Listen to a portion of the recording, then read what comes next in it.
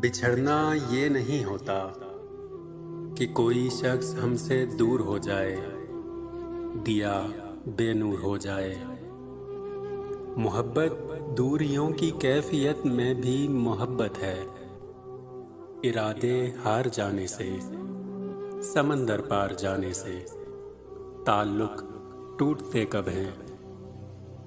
ताल्लुक टूट ना हो तो, किसी ने रूठ ना हो तो जरा सी देर लगती है।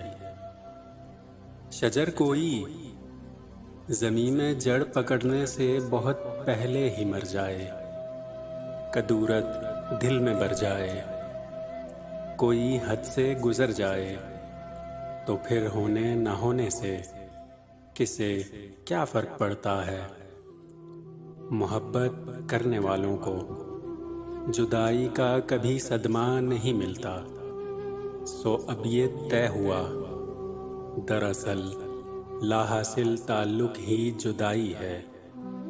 यही सच है, इरादे हार जाने से, समंदर पार जाने से ताल्लुक टूटते कब हैं।